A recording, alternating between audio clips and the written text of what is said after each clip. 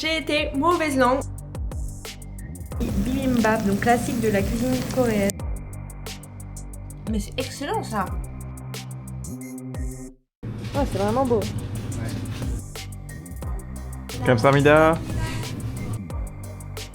Regardez comme il est beau quoi. En 2022, on est parti avec mon monsieur pendant 1 an en Asie où on passe maintenant une grande partie de notre temps. Sur cette chaîne, je vous partage mon quotidien en sac à dos de la manière la plus authentique possible. Le but, c'est de sortir au maximum du tourisme de masse, de découvrir de nouvelles cultures, mais aussi de vous montrer l'envers du décor, la réalité du voyage, que ce soit nos déconvenus, mais aussi le budget. Je vous souhaite la bienvenue dans cette saison 3. Bonjour, je vous retrouve, on est toujours à Séoul, mais on est, comme vous voyez, sur le départ. On va finir de booker nos sacs et aujourd'hui, on part en direction de Siheung. Alors Siheung, pas du tout connu, hein. C'est à 50 km de Séoul et c'est facilement accessible en transport en commun. Depuis la capitale, ça va juste mettre quasiment 2 heures. On a 3 transports différents à prendre, 2 métros, un bus, mais normalement ça devrait très bien se faire. Alors là, le truc qui est vraiment pas pratique en Corée du Sud, c'est que très souvent les check-in des chambres d'hôtel se font très tard. Des fois c'est 16, des fois c'est 17, ça peut même être 18 heures. Et là, aujourd'hui, on va pouvoir check-in seulement à 16h et on doit libérer notre Airbnb à Séoul à 11h. Donc 2 heures de transport, vous faites le calcul, ça nous fait arriver vers 13h. Donc on a décidé d'aller s'entraîner aujourd'hui. Comme vous le savez, on n'a pas pu le faire à Séoul car ça coûtait cher. Et là, à Siheung, c'est un petit peu moins cher. Ce ne sera pas la ville qui nous intéresse. Nous, on va faire notre camp de base là-bas pendant 2 nuits. Et demain, on va partir en expédition à côté. Je vous expliquerai tout ça le moment venu. Bref, on va booker les sacs à dos et c'est parti pour le début du road trip en Corée du Sud.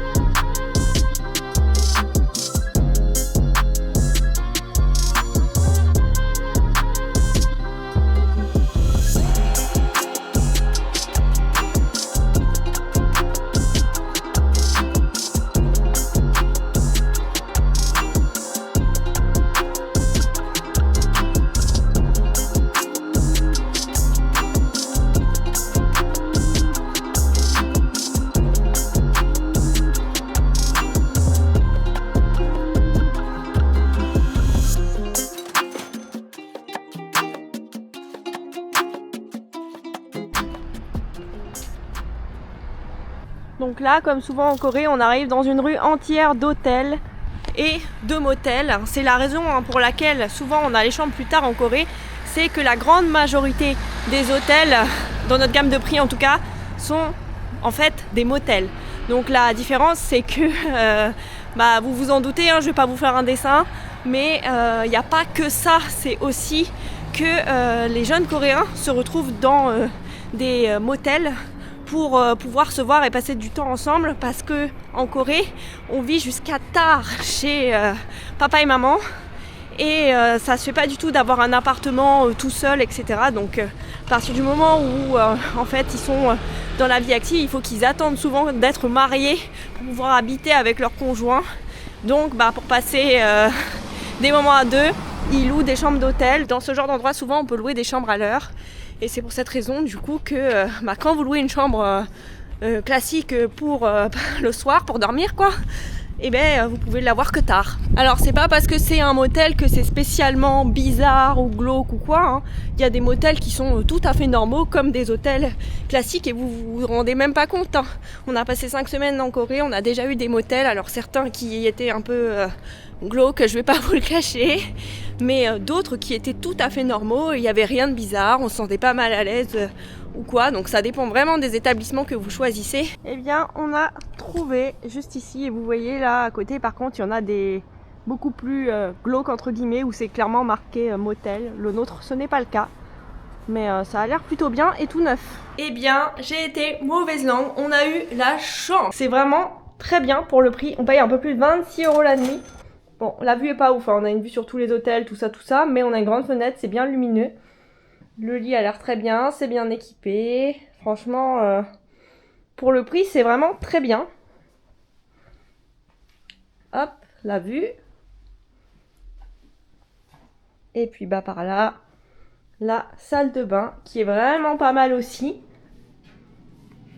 Franchement, nickel, hein. Trop cool. Ce midi, on a l'air d'avoir trouvé une petite pépite là. C'est vraiment pas cher. Alors monsieur se sert ici, hein, comme d'habitude pour les couverts. On a les banchan. Et là, moi j'ai pris bibimbap, donc classique de la cuisine coréenne. Et c'est la version dolsol. Donc c'est avec un œuf qui est cuit, alors qu'avec de base c'est un œuf qui est cru. Et il y a le riz en dessous, plein de petits légumes, on va regarder tout ça. Pour 7500 won, je vais y arriver. Et monsieur, toi c'est quoi? C'est du poulet? Du coup, ça a mal traduit. Ok, bon, en tout cas l'assiette est magnifique. C'était porc fromage et normalement ça serait d'avoir de la patate douce, mais du coup il n'y en a pas. 8500 won, c'est vraiment pas cher. Peut-être qu'à l'intérieur il y en a du coup de la patate douce, voilà. Voilà. Donc là, moi j'ai une version sans viande, alors dans la version de base, pareil, c'est fait avec de la viande. Et bon, vous savez, les traductions, là il y avait 3 sortes de bibimbap différents. Et du coup, bah, j'ai un peu pris au hasard, quoi. C'est super bon et ça permet de manger des légumes parce que sinon c'est un peu compliqué de trouver des légumes dans la cuisine coréenne. Franchement, il est très bon. C'est pas trop épicé, c'est nickel. Les saveurs sont bien là. Franchement, super bon. Oui, donc monsieur, dans son croustillant là, à la viande, il y a aussi de la patate douce à l'intérieur. On voit la tête de la dame derrière. C'est tenu par 2 petites aljuma, donc 2 petites mamies coréennes. Elles sont adorables. Ah, il y a du fromage et tout là dans ce truc. Eh oui, et les deux. Ça a bien traduit.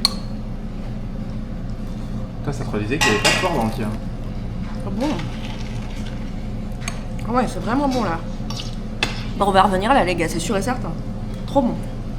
Will Smith, call me Prince Park, let me freshen up. Bay boy on a level up, way up near the nebulas.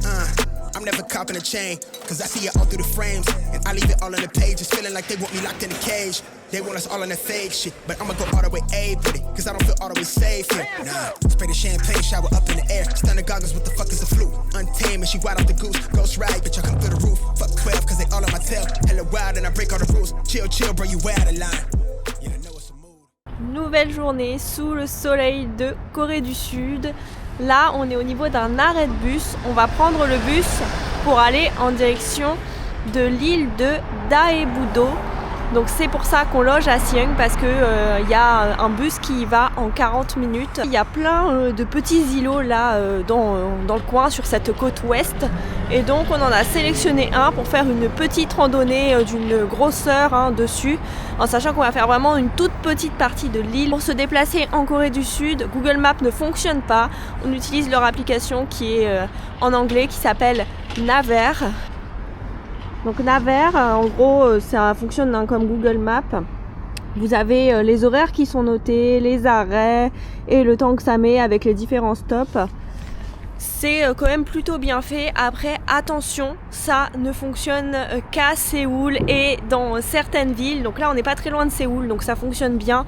Les horaires sont respectés. Par contre, si vous êtes dans des coins un peu plus reculés de Corée du Sud, par expérience, je sais que c'est pas du tout fiable. Au niveau des arrêts, ça le sera.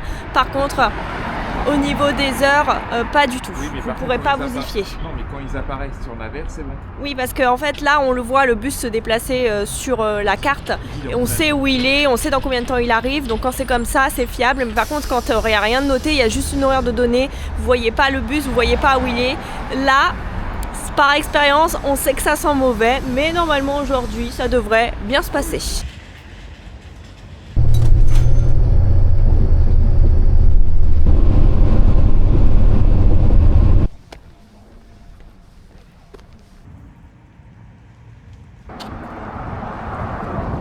Donc là, pour aller au point de départ de la randonnée qui nous intéresse, enfin, randonnée, une bonne heure, est-ce qu'on peut vraiment appeler ça une randonnée?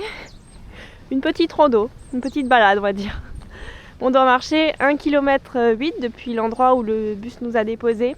ça nous dérange pas parce qu'on passe du coup par plein de petits villages qui sont là sur l'île. Par contre, comme vous pouvez le voir, la végétation est sec. Là, on est à la fin de l'hiver, hein. L'hiver, ça correspond plutôt à la saison sèche ici. Donc c'est pour ça que ça a cette couleur. Mais du coup c'est pas vraiment le plus beau, je pense, pour la meilleure période pour faire la balade qu'on veut faire. Mais écoutez, on va voir. Nous on a l'habitude quand même de se balader dans la Corée rurale, c'est loin d'être la première fois. Et c'est vrai que c'est sympathique aussi, même si les grandes villes en Corée sont quand même vraiment sympas. Même de base c'est pas trop mon délire, vous le savez, les grandes villes. Mais en Corée, c'est vrai, j'aime bien. Donc on retrouve aussi quelques hôtels sur l'île, là par exemple ça en est un. On avait regardé pour loger dans le coin, mais on avait vu que c'était quand même assez cher. Donc c'est pour ça qu'on avait préféré l'option de loger à Siheung. Vous l'avez vu, notre hôtel est superbe et très bon marché. Donc je pense que c'était vraiment le meilleur choix parce que là en plus c'est désert quoi. Donc pour manger, pour se déplacer, la fréquence des bus, je pense qu'il y en a. On en a vu, il y a un stop de bus juste derrière moi. Mais je pense qu'il n'y en a pas souvent.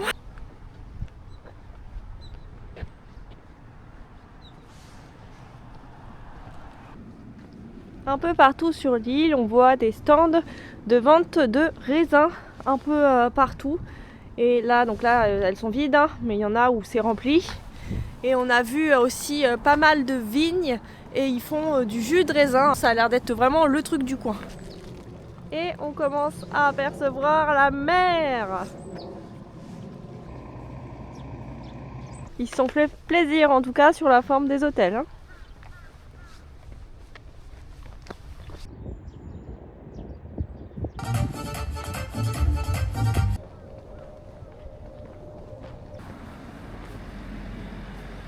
Et ça y est, on arrive au point de départ. Et donc là, la randonnée qu'on s'apprête à faire, elle est disponible sur All Trail. Ça va faire une boucle. Et ça fait plaisir de voir la mer.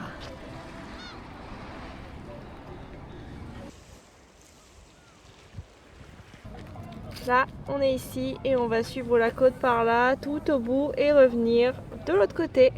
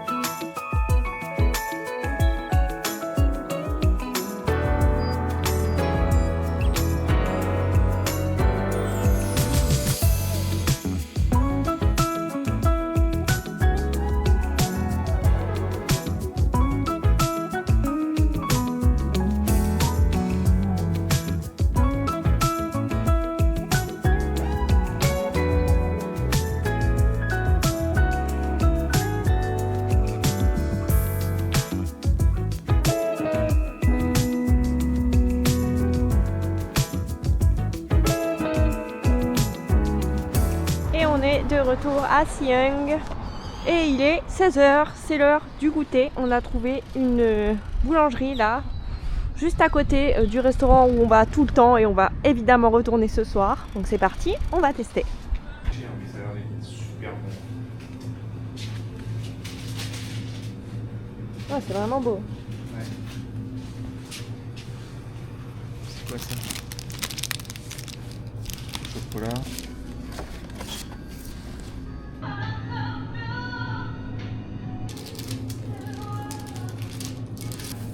Kamsahamnida. On commence la dégustation avec ceci. On a pris là les 2 gâteaux que vous avez vus, on a eu pour 10 300 won. Donc c'est un peu plus cher que d'habitude, mais là on était dans une vraie boulangerie, tout était fait maison. En tout cas, ça a l'air vraiment très bon. Celui-là, c'est à la myrtille. C'est super bon. Bon, c'est très sucré, hein, vous voyez de toute façon le sucre sur le dessus. Mais franchement, je suis choquée de trouver ça en Corée. Hein. Le second, c'est une genre de tarte à la noix de pécan. Ouais, noix. Noix? Noix et noix de pécan. Ok.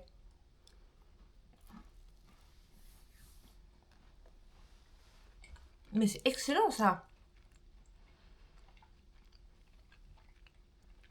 Pour le coup, celle-ci, je la trouve moins sucrée. On sent bien les deux goûts justement, noix et noix de pécan, je trouve. Ouais, je pensais que moi ça allait être du caramel, mais ça n'en est pas. Non, mais on sent un petit goût de caramel dessus. Je pense que c'est caramélisé sur le dessus quand même. Mais on sent plus la noix et la noix de pécan que le reste. Mais waouh, je suis étonnée. Hein. C'est super qualité ça. Hein. Trop bien. Évidemment, retour dans notre petit resto ce soir. J'ai pris les tteokbokki, donc les gâteaux de riz coréens avec la sauce épicée. Non, justement. Mais là, c'est pas épicé, du coup, j'ai demandé non épicé. Les banchan, le gimbap au thon. Et monsieur a repris le tonkatsu. Elle aurait pu me mettre plus d'épices, hein, c'était tranquille, je pense. Même. Là, ça doit être vraiment. C'est bon quand même, hein, Ah. mais ça, tout léger, genre vraiment minuscule. C'est vraiment bizarre. Hein. Non, ça va, en vrai, c'est bon. Et le gimbap au thon. Ils sont vraiment énormes. C'est vraiment bon.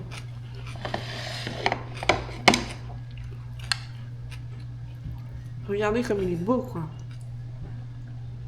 Et il est temps de conclure. Franchement, on a passé une très bonne journée. C'était super sympa la balade qu'on a faite, hyper agréable et facilement accessible en plus depuis Siheung. Donc pareil, c'est cool. Évidemment, la nourriture. Je vous le redis, mais on a trop bien mangé là ici. On est venu 3 fois. Enfin, vraiment, c'est une excellente adresse. Et ça fait une semaine qu'on est en Corée et on mange vraiment bien depuis qu'on est là.